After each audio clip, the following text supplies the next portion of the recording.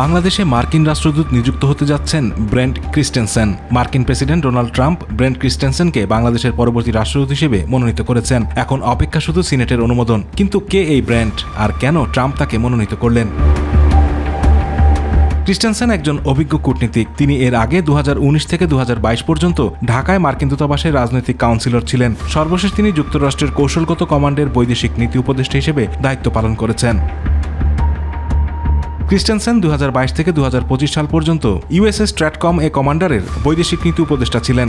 এর আগে তিনি রাজনৈতিক, সামরিক ব্যুরো, কংগ্রেস এবং পূর্ব এশিয়া বিষয়ক নানা দায়িত্বে ছিলেন। বাংলাদেশ সহ কয়েকটি দেশে কূটনৈতিক মিশনে কাজও করেছেন তিনি। ন্যাশনাল ওয়ার কলেজ থেকে স্নাতকোত্তর সহ বিভিন্ন বিশ্ববিদ্যালয় পরিসংখ্যান, অর্থনীতি ও ব্যবস্থাপনায় শিক্ষা নিয়েছেন। স্প্যানিশ, জার্মান ও ভিয়েতনামি ভাষায় কথা বলতে পারেন তিনি। আপনার প্রিয় কাপড়ের যত্নে এলো এনজাইম সমৃদ্ধ Arik silver wash detergent powder, 500 গ্রাম মাত্র 70 টাকা। প্রিমার্ক।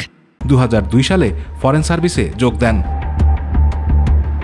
তিনি ম্যানিলা, সান সালভাদর, রিয়াদ ও হোচিমিন সিটিতে মার্কিন কূটনীতিক মিশনে দায়িত্ব পালন করেছেন। ফরেন সার্ভিস ইম্পাসেস ডিসপিউটস প্যানেলেও সদস্য ছিলেন তিনি 2018 থেকে 2021 সাল পর্যন্ত। এর আগে তিনি রাজনৈতিক, সামরিক বিষয়ক ব্যুরোর উপপরিচালক, হাউস ফরেন অ্যাফেয়ার্স কমিটিতে পিয়ারসন ফেলো এবং উত্তর কোরিয়া নীতি বিষয়ক বিশেষ প্রতিনিধির সহকারী হিসেবে কাজ করেছেন। এছাড়া তিনি সাইবার সমন্বয়কারী এবং বাংলাদেশ ও পাকিস্তান বিষয়ক অফিসে বাংলাদেশের কান্ট্রি অফিসার ছিলেন। আতিকুর রহমান তিতাস, মাই টিভি।